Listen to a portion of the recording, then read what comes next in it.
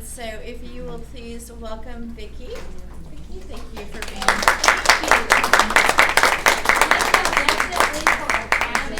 I want to make sure, can everybody hear me?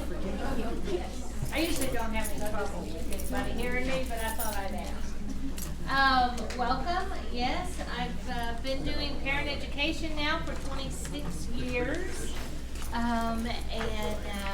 I've done several different child care development centers, and some of you have seen me at some different conferences and that kind of thing. And I get to come tonight and talk to y'all about brain development and how you as child care providers and parents yourself can help. I did give you a handout.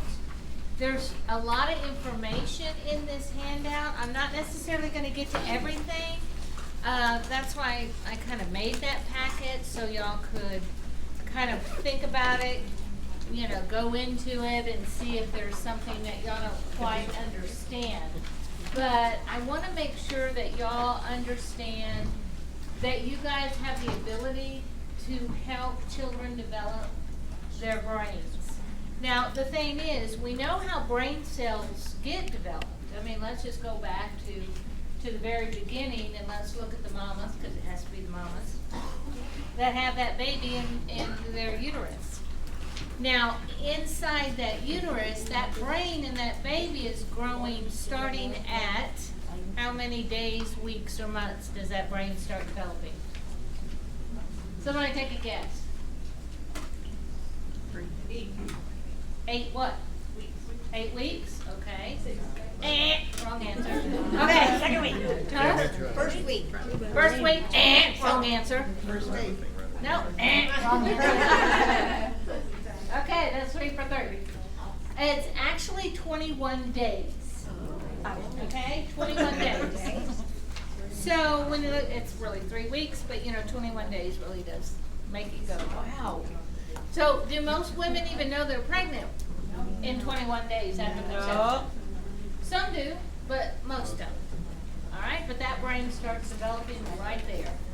21 days. So what does that mama have to do?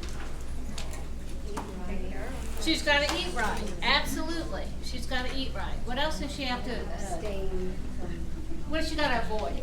Drugs, alcohol, you know, all those toxins, right? All those toxins. Recreational drugs, over-the-counter drugs, all those toxins. If the doctor says don't do it, that's called a toxin. They're telling you not to do it. What else does mama have to avoid? Cats. What? Cats. Cats. So much cats. It's what cats eliminate. But that's not what I'm talking about avoiding. What else do they have to avoid? Stress. Stress. But I want to make sure y'all understand it's not the stress of I can't find my keys. It's not that stress. It's not the stress of San Antonio traffic. That's pretty stressful. It is kind of stressful, isn't it? Yeah. But it's not that stress. It is much more detrimental stress than that. Alright? It's, I've lost my home. Baby daddy is going. He's left. I've lost my job. I've lost somebody to death. Those are the type of stress we're talking about. And we're talking about those kinds of stress because what happens in your brain, this brain, it is just magnificent. But what happens is that brain releases a hormone called cortisol. That cortisol mixes up with adrenaline. And what happens with that is it kind of numbs you. All right? That's, you know, we had a death in the family. We've had a lot of cortisol release. But we've had a lot of adrenaline. So we could just manage and cope and get through what we've had to get through. We've all gone through it. We've all gone through it. All right? So that said, it happens in a pregnant woman. Then it kind of interferes with the baby system and the mom's system. I know this is very elementary to explain it, but I want y'all to envision the mother system is here, baby system is here. Baby system calls up to the mom system, hey, I'm a boy. I need you to shoot me down some testosterone.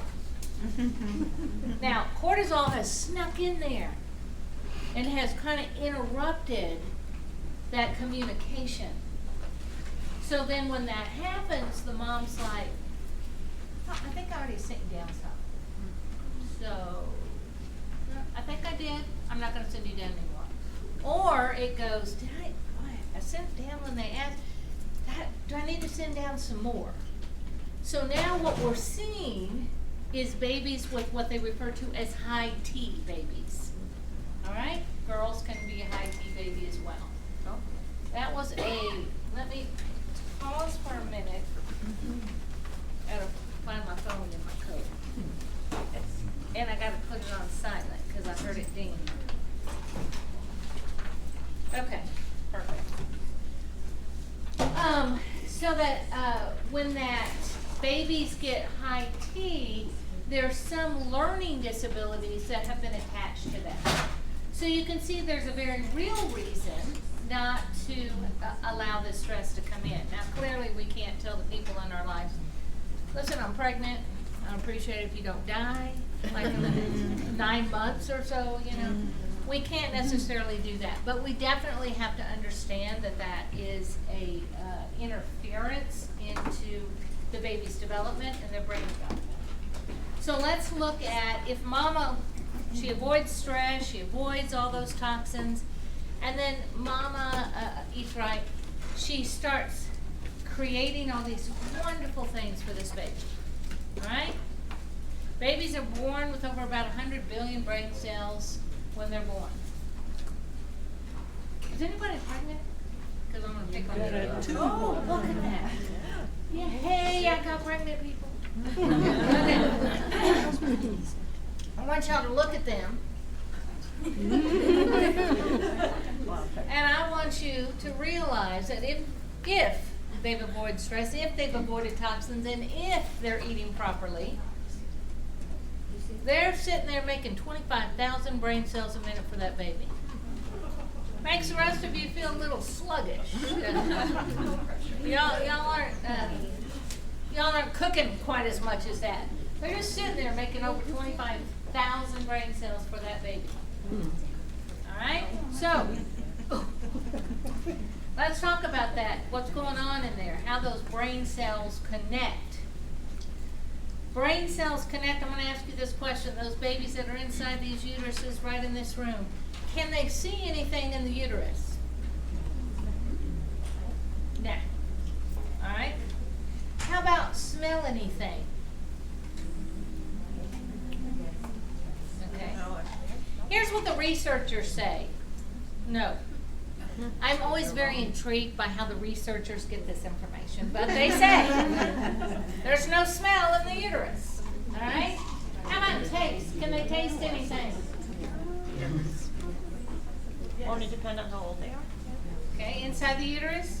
Well, I'd say yes, but it depends on how far along they're developed, right? It's a yes, and it's when they get their taste buds. Okay, where are the taste buds? Tongue. On your tongue. What are they tasting? Exactly, amniotic fluid. Sometimes people are like, oh, well, if I eat Mexican, they taste a little spot. Does not work like that, okay? But they do taste the amniotic fluid. Again, I don't know I keep thinking it had to be a student, an intern, and they said, drink a cup of this and let us know how it tastes. Because somebody decided it tastes. So, amniotic fluid tastes, so their taste bud is there, but amniotic fluid does not change or alter what tastes. In other words, amniotic fluid tastes like amniotic fluid. All right? What about hear? Can they hear? Yes. Absolutely. They can absolutely hear, but I want you to think of how they hear. If you've ever been at the bottom of a pool and somebody's standing on the top of the deck talking, can you hear that? Yeah. Yeah. Now turn the pool pump on and turn the pool cleaner on at the same time. Can you still hear it? Barely. Barely. Now it's getting more and more. This is how a baby hears. They're hearing through fluid, and they're hearing through the mother's digestive noises, her heart beating, her lungs, every time she takes a breath of air and lets it out, she's hearing all that. I mean, the baby is hearing all that. Okay? What about touch? Is there anything to touch? I got it. Sure. They're touching their cord. Anybody that's been pregnant knows they've been kicking the heck out of our ribs, right? So they're, but I want you to understand there's no Pat the Bunny books. Everything feels the same, right? It all feels like tissue. So it's not like, I need a little something scratchy to help the brain develop, or I need a little something, you know. No, it's all the same. What did I describe? The 5 what? The 5 senses. Every one of us as human beings process information through the 5 senses. You do too. Why do you think Yankee Candle makes a gazillion dollars at Christmas? Because they're tapping into our senses and how we feel about that. Right? Have you ever been out somewhere and somebody walked by and you caught a scent of a aftershave lotion or perfume, and you fully expect just for a brief moment to turn around and that person that you associate that scent with is there, right? Have y'all had that? That's because you're processing information through your senses. You do it every day, but you do it so quickly you don't notice. When you hear something, you react. All right? That's with your brain. That's what's going on with your brain. So let's look at babies. All right? Mama has, oh, she's so good. She's avoided all that. She's made all those brain cells. Those babies have over 100 billion brain cells. Brain has been growing ear to ear. Ear to ear. And then guess what? That baby's born. Are most of that baby's brain cells connected or disconnected? Disconnected. Absolutely. Most of those brain cells are disconnected. They're immature brain cells because, just like we described those 5 senses, they haven't had enough experiences with those 5 senses. All right? So, let's think about when a baby's born. When a baby's born, I often think as a crown. They're like, what is that? That's a new feeling. It's a little cold up there, right? And as that baby's head's delivered, somebody starts putting a blue little rubber bulb down their throat to take out some of their fluid, right? Sticking it up their nose. And they're like, what are you doing? And there's lights. Then they deliver the shoulder. And then they come out. Have y'all ever noticed babies are like, I don't know what's going on. Right? And do the nurses handle them very gently? No, they're like ripping them from, they're like, this is horrible. There's too much light. Send him back. Right? It's cold. I don't know what cold is, but I'm pretty sure this is it. And everything, the noise, think how loud the noise is. Oh, yeah. Right? And then they wrap them up really tightly after they put something around their head to measure them, and the vitamin K in their eyes, and they lay on the mother's chest. Have you ever seen them? They're like, I don't even know what just happened. But sign me back up for the room I've been in. But you know what's so exciting?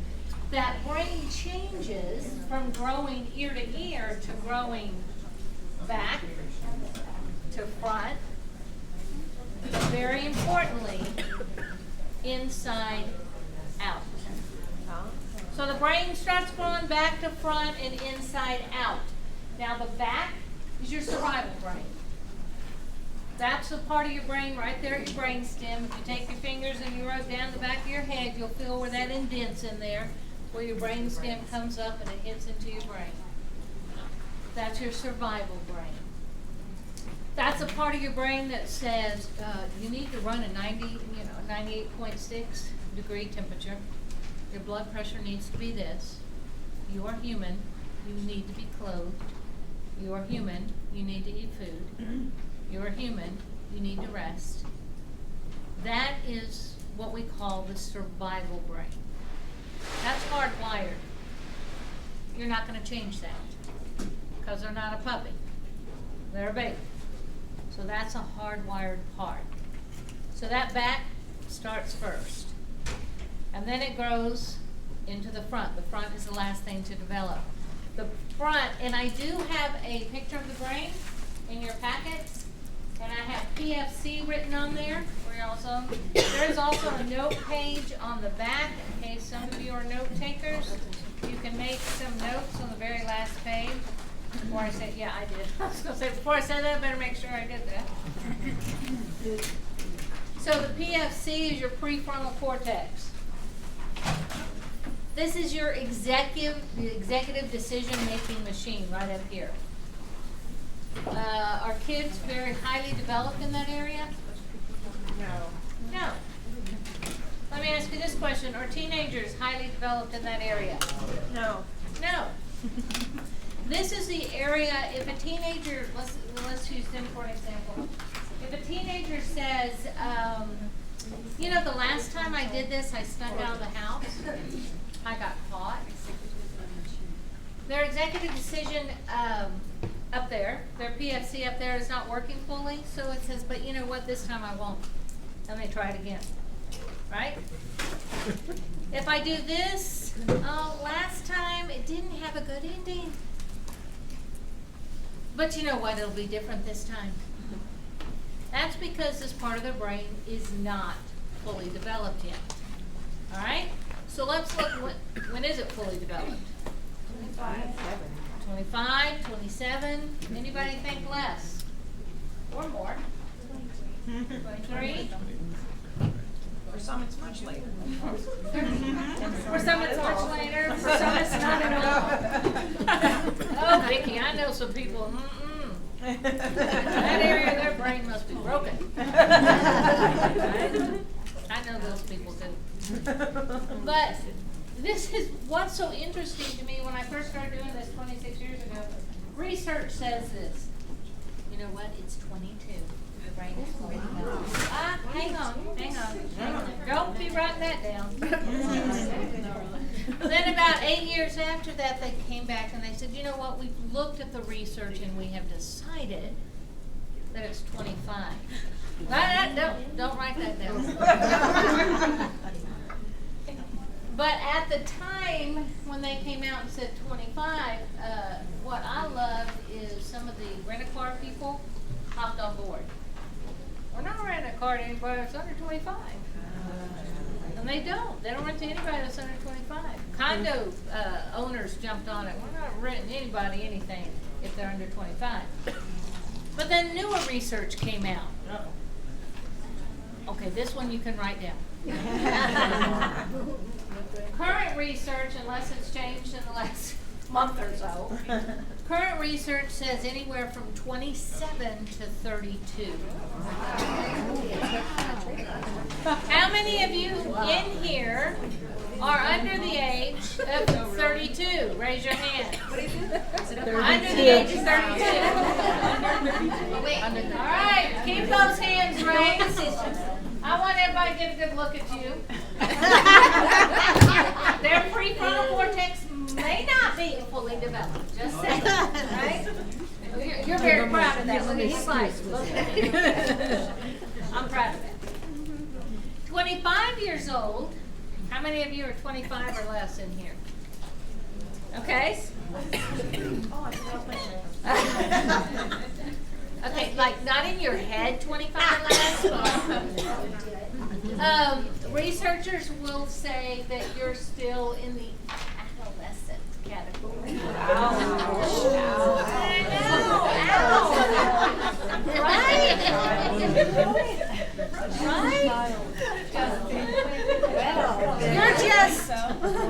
You're just an advanced age adolescent. We'll just put it like that. So, Now I understand. let's look at this remarkable brain. We now know that the brain is not fully developed until you're 27 to 32, right? All right. So I'm going to go back to that newborn. The average baby in the United States is 8.5 pounds. Now, it doesn't mean you know every baby that's been born is 8.5. I know some that are teeny little. but the average baby is 8.5 pounds. So let's just go on what the average baby is. And I'm going to ask you this question. How much does that baby's brain weigh at birth? 8.5 pounds. How much does him or her, how much does that little baby's, newborn baby's brain weigh at birth? 4 pounds. Okay? Just a pound. Pounds? 2 or 3 pounds?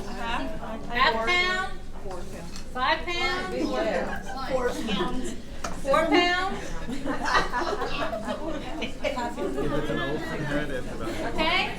So I want you to hear, we have everything from 5 pounds to a couple ounces, right? Alright. So newborn baby's brain at birth weighs 1 pound. So give yourself a pat on the back if you said 1 pound. Alright? Now, that brain that's fully developed, that 27 to 32-year-old brain that is fully developed, how much does that brain weigh? And let me clarify. Brain, not head. Okay? The brain, not the head. So I'm not talking about the skull. I'm talking about this. I'm talking about this. Alright, so how much does this weigh when it's fully done? 3.5 pounds. 5 Okay, pounds. 3.5 pounds, 5.5, 8, 2, fully done. 10, prefrontal cortex is done. So we got 10 pounds, we got 5 pounds, we got 3.5 pounds. Anybody got another guess? 3 pounds? 1 pound. 1 pound. She knows some There's a people. lot of space in there. Okay? None of y'all in here. All right. The answer is 3 pounds. Oh. You get a kiss. Okay? Yeah, toss some candy. So, this brain weighs 3 pounds when it is fully developed. 1 pound at birth. Here's the real question. Here's the real question. How much does a 1-year-old baby's brain weigh? Oh boy. 2 pounds. Okay, 2 pounds? 1.5. 1.5? 1. 3 pounds. 1.1. Okay? All right. The person that said 2 pounds is 100% correct. All right? I want you to hear the significance of that. 1 year of life, they double the weight of their brain. It takes another 26 to 31 years to get another double, right? Another pound. 26 to 31 years before they get that final 1 pound. So what does that tell you about the first year of life? Very important. Very important. Very important. Very important. How many of you in here take care of that age bracket? Raise your hands. Okay. No pressure. No pressure. Okay. No pressure. All right, I want y'all to think, what do they start out doing? What can they do when they're newborn? Cry. Poop. Poo. You know that, right? They pretty much cry. Poo. When you say eat, Sleep. how do they take in food? Suck. That's it. Right? So they pretty much kick their arms, kick their legs, poop, sleep, eat, suckle. That's it. That's all they do. Tell me what a 1-year-old baby's doing.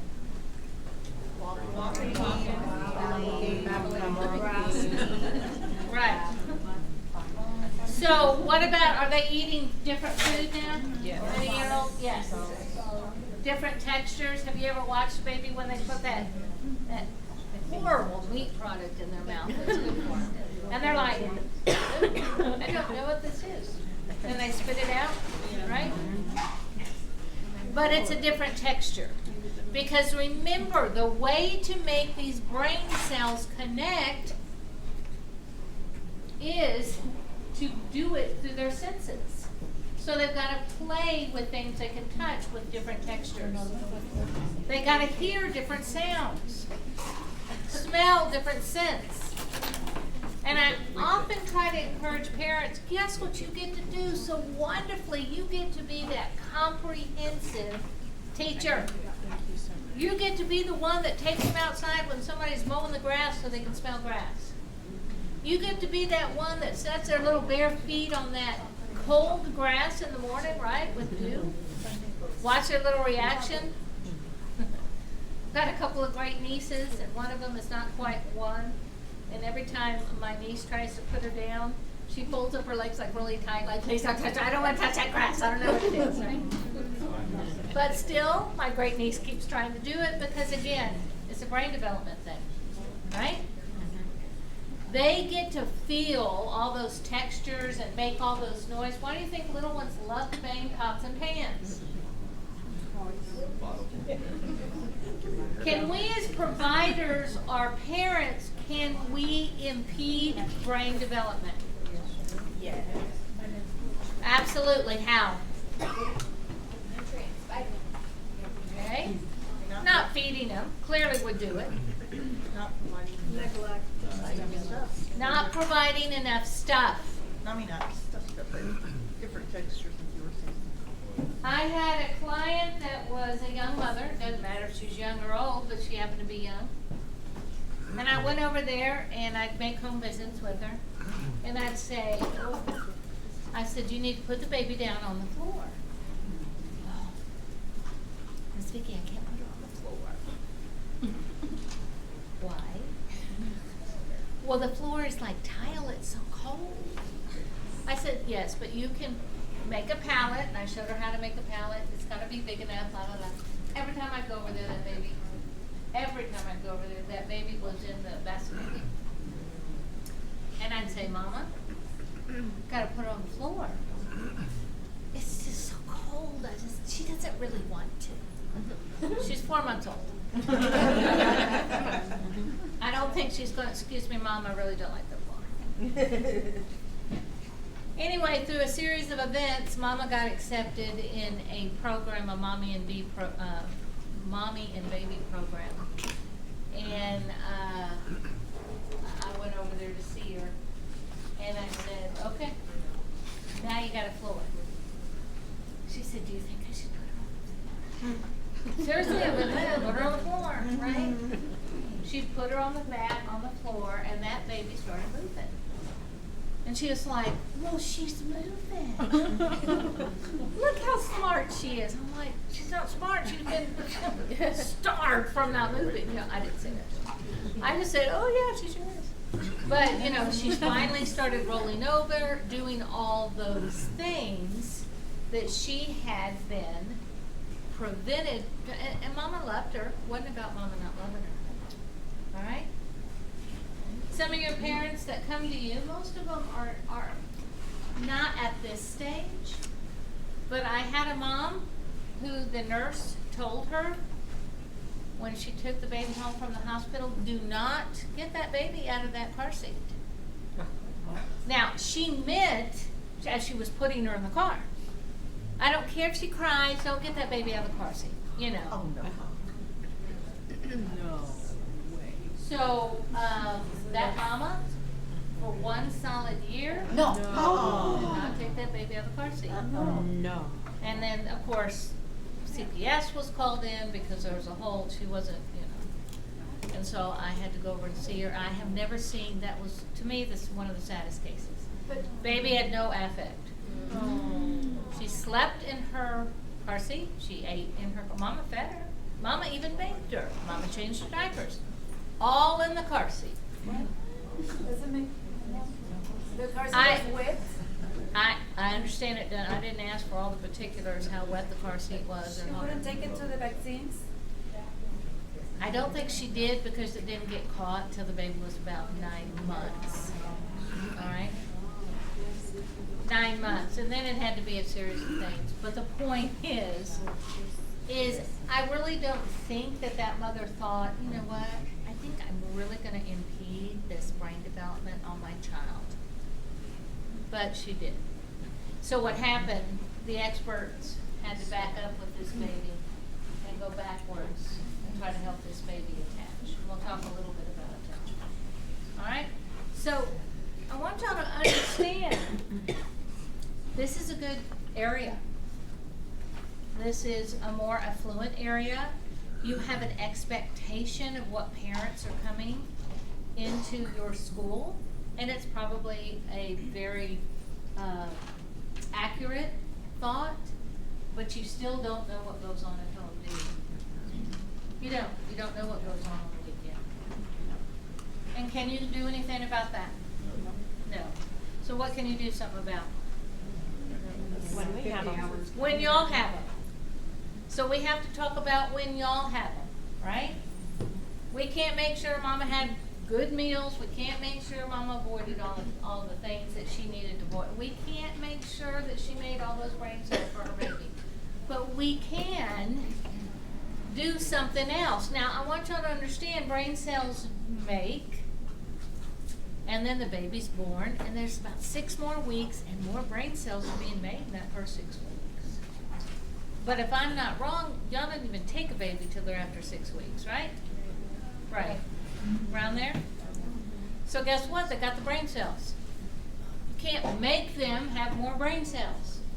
But you can create more neurotransmitters. Now, the way brain cells work is they make connections. It's very much like this wonderful energy ball. Can y'all see that?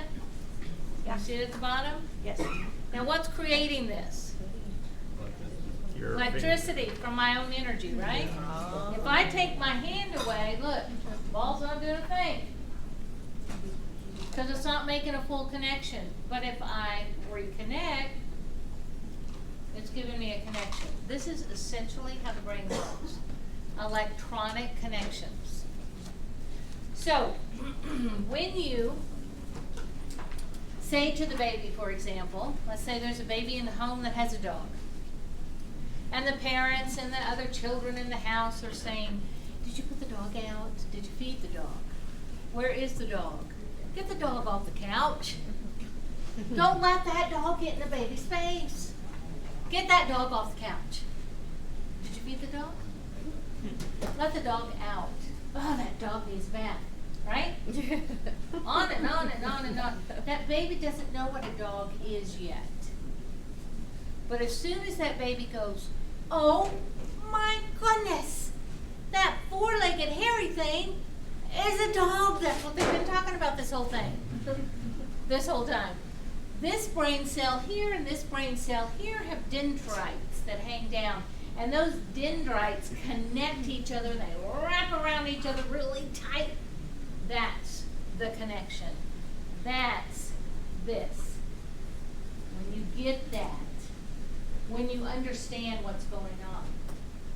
I know y'all seen it with the children here. Because if you had children anywhere, you see this realization on their face. And you're like, brain connection, look at that. How many of you in here have ever planted a tree? Raise your hand. A what? A tree. Okay? In a week, can you pull that tree up? Yeah. Yeah.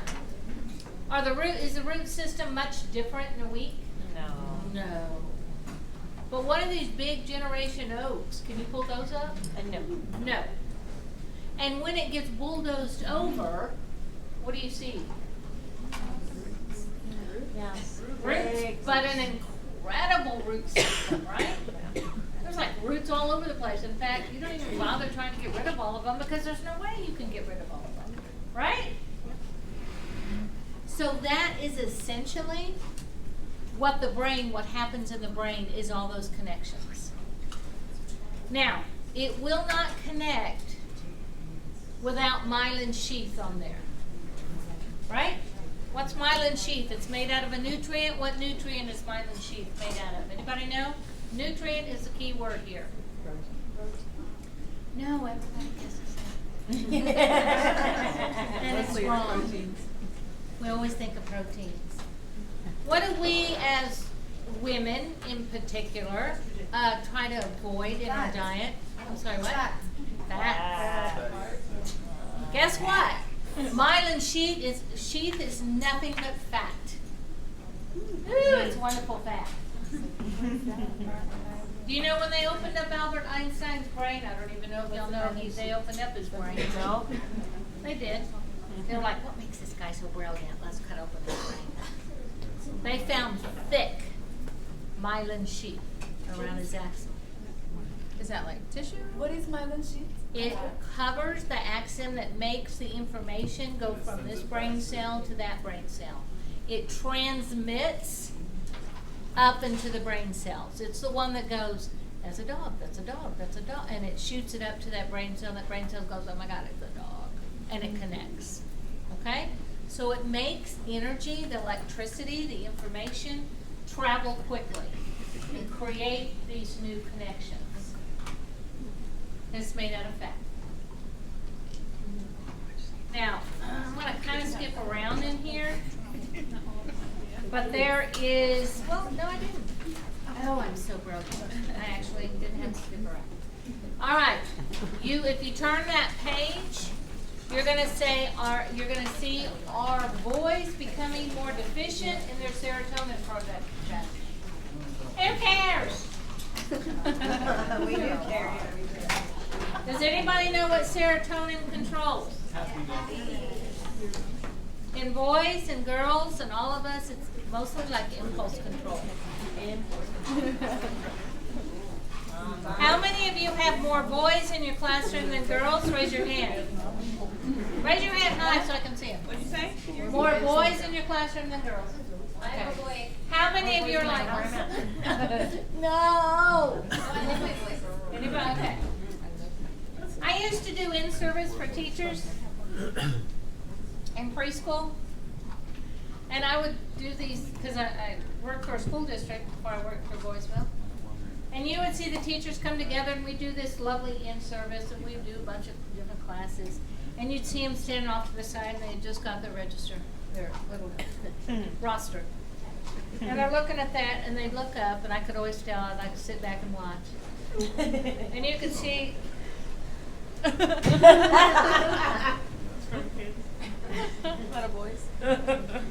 And this is complete. I don't even know what to do. And you would hear different teachers going to him and saying, "What's wrong?" I've got 13 boys. I've got like 5 boys. And you would see the teachers gather around them. What? I have 13 boys. 5 girls, 13 boys. And you would see the teachers going, as if that person just said, I have stage 4 cancer. And I'm going to be dying soon. It was that dramatic. Because boys are not known to be able to control their impulses, right? So let me ask you this very unpopular question in this day and age. Is there a difference between boys and girls? Yes. Yes. Okay. Give me some differences. Who's emotional? Girls. Okay, girls? All right. There's a reason for that. We'll talk about that. What else is a difference between boys and girls if you had to narrow it down? Boys are more physical and loud. Exactly. Boys are more physical. I used to love it when I played on the playground. I just kind of would watch because I wasn't one of the teachers. I was out there because I was a parent specialist. So I'd be standing out there just kind of watching the kids. And I loved it because if a little boy, say another little boy came up and pushed the kid off the swing, the boy off the swing, that boy would get up, the one that fell off the swing, and turn around and flood the one that hit him. That pushed him out that swing, right? Now, teachers usually would interfere because I was like, just let it alone a minute. Like 6. We're not going to get down to a WWE type thing. Now, little girls. Let's say little Sally pushes old Megan off that swing. What's Megan gonna do? Megan's gonna cry, but then what's Megan gonna do? Tap. Oh yeah, Megan's going over here to Renee and saying, dude, no, Sally just did. No, what? She pushed me off the swing. Look. My knee is scared. Right? Yep. And then they go to another little girl, and they go to another little girl, and they go to another little girl. Yeah. Pretty soon that little girl that pushed her off the swing is completely ostracized for the day. The little boys at the end of the day are usually best buds again. Right? They're like, we're good. Alright? So, when we talk about impulse control, we have to understand that the boys are not being bad. When we talk about loud, they're not being bad. They're being little boys. And what we're doing is saying, we need you to stop acting like that. Quit. Stop. That's enough. Keep your hands to yourself. I do, because there's like stuff on my wrist, so what does that mean? We do that kind of thing all the time, right? Sit still. Sit down. Is that helping their brain development? You're like, well, it's kind of helping mine. Right? But I want you to understand, sometimes when we keep saying those things over and over again, that little boy's brain is going like this. You know, isn't it interesting how people say stuff like, calm down. Has that ever helped anybody in here? No. You know? Or they say, oh, you just have to get through it. Thanks, that was helpful. You know? It'll be better tomorrow. Maybe. I'm not real sure. And when you're a kid, you don't know how to think like that, right? So we impede their brain development by not recognizing who they are. Also, with little boys, as you might know, they have a higher need for essential fatty acids than girls do. So, good levels, as the paper says, provide the foundation for optimal processing. So, it's clearly needed. It's clearly needed. But here's what we've done. And again, I'm not saying I understand where it comes from, all that kind of thing, but I think sometimes we have to think of things from different perspectives. Doctors have said, we have fat kids. We got a big obesity problem. So they've cut the kids' whole milk to skim milk sometimes, or 1%. Okay, whole milk has fatty essential acids in it, right? So when we cut that kind of thing, we're doing some harm to their brain. When we don't eat real butter, and they eat margarine, again, we don't have that. So we really have to look at this kind of thing if we're going to feed the boys right. I don't know if y'all know this or not, but in our society today, we're getting more and more and more and more anxious children. Right? They're being diagnosed right and left. We've got so many anxious children that we have to send some of our children to a psych hospital, all the way to Austin, sometimes to Dallas, sometimes to Waco, sometimes to Houston, because San Antonio Psychiatric Hospital for Children is full. All right? So when we hear this, we have to go, okay, there's some things that we can do. When we recognize that they don't make as much serotonin, we have to help them learn how to become able to self-regulate their behavior, right? If somebody tells us to calm down, that's not going to help. If somebody says, Vicky, I need you to take some deep breaths through your nose, let them out slowly through your mouth. Okay, do it again. I do it again? Is that gonna help? How are you feeling now? Are you feeling better? When we take their little hands, we say, listen to me in a calm voice. And we say, let's take your breath in, let it out. Guess what? We're helping them calm down without just saying, calm down. Drink a glass of milk. That fatty essential acid in there, right? Doesn't quite work like that. Alright? Whoopsie. Alright, so, boys and girls are different in the way they process. Now, okay, I'm gonna clarify. Am I saying all boys, all girls? No. No. We're human beings, we're very different. If I cut all your heads open right now, which I won't, and I laid all your brains on the table, they would all look very different, but they would be uniquely the same in some areas. That's what I'm talking about. So let's look at it. First 3 months of development. Brain is growing very quickly. Remember, you get that first sonogram and you have this thing floating out there and it looks like an alien and you're like, okay, that's a baby. What is that blob? That blob is the brain. Skull comes later. When the skull develops around the brain, what it does is it takes that blob and it shrinks it down like that and it forms all these wonderful wrinkles. We love wrinkles. Wrinkles mean the brain has grown sufficiently enough to provide them with more of a typical learning patterns and those kind of things. All right? Do children have different learning styles?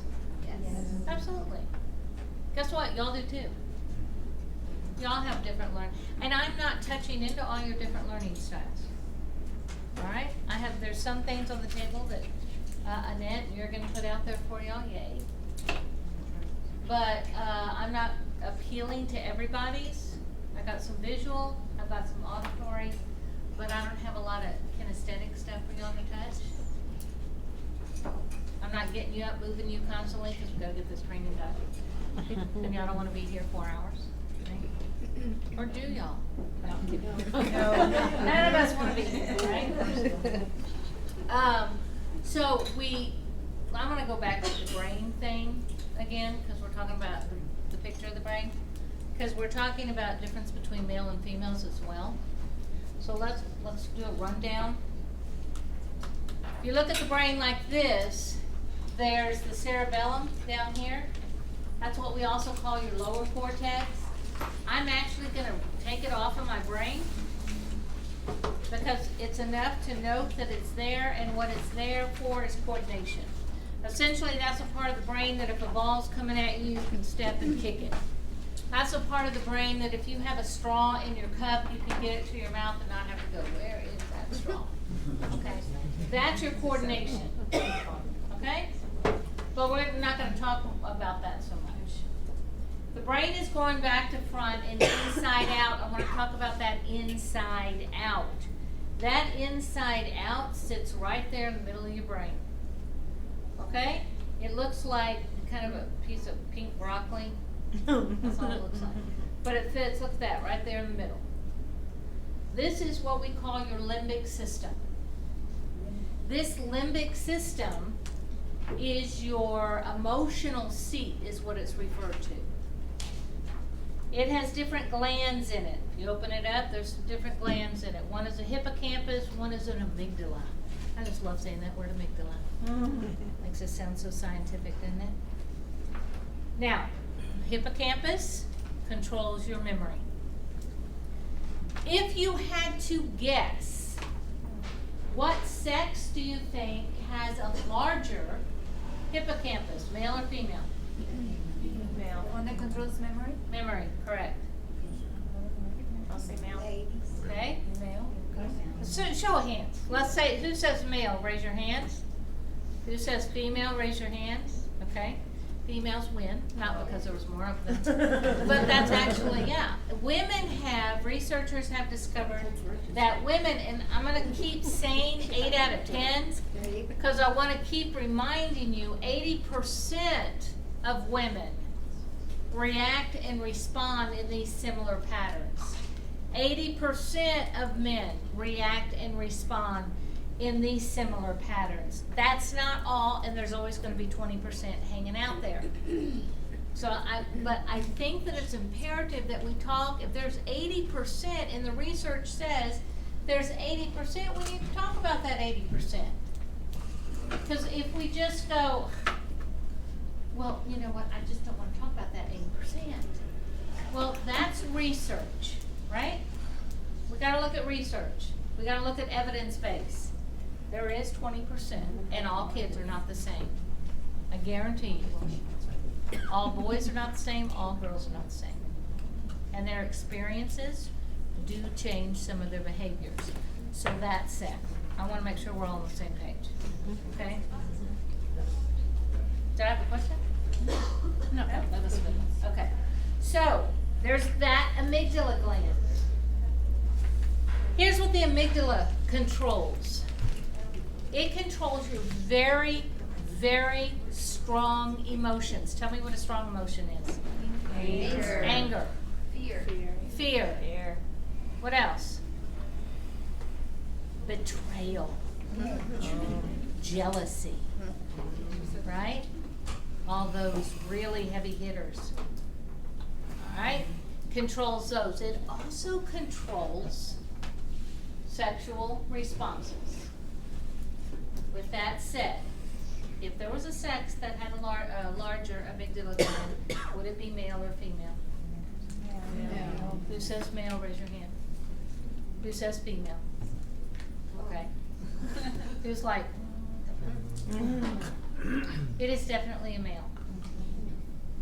Okay, it's definitely a male. And here's something we all need to know.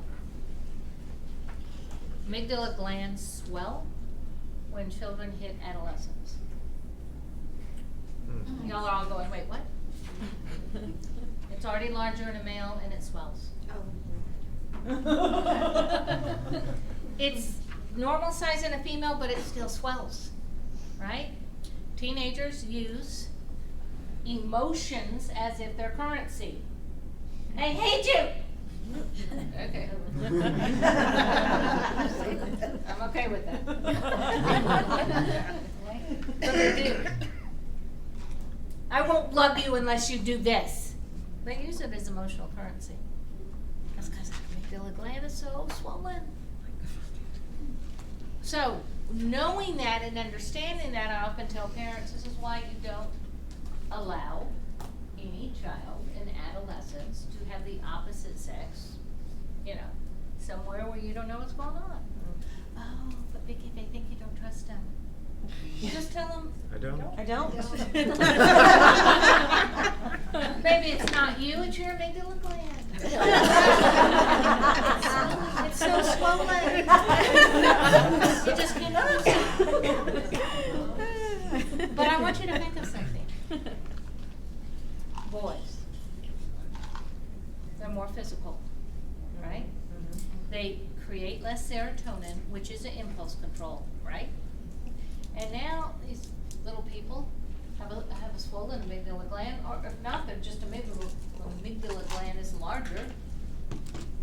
Who's in prison more, males or females? Males. Young or old? Young. Yeah. We're not doing a real good job teaching them how to have that self-control. Does that start when they're teenagers? No. Do 3-year-olds have self-control? No.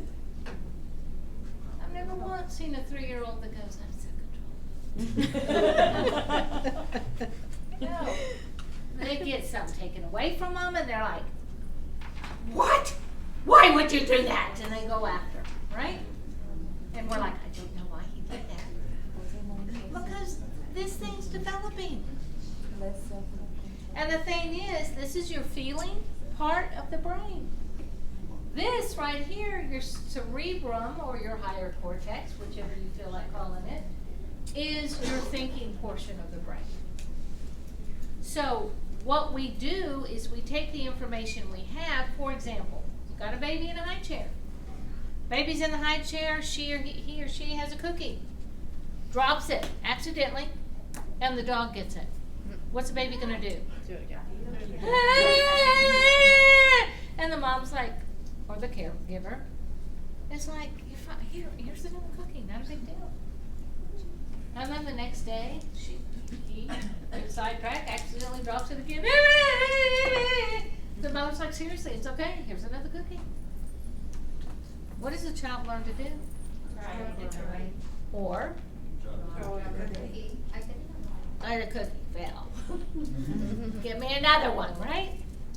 But that's that. They took the information and they ran it up into their cerebrum and they held on to it. Oh, I know what happens. When I accidentally drop a cookie, accident is in air quotes, then mom gives me another cookie. So this is how this works, because they took it up into the cerebrum and they learned that. This is your higher cortex, it's your thinking. All right? So let's go back to some male and female things. If you had to guess, I keep making y'all guess. If you had to guess, how does a female, what system does a female use, 8 out of 10 of them, to process information first? The higher cortex or the limbic system? Females. Limbic. Y'all said it earlier when you said, they're kind of emotional, right?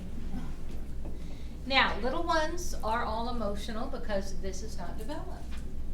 That's why boys or girls, you're going to see the screaming. The difference is boys might start hitting earlier than girls. Girls might start using more crying.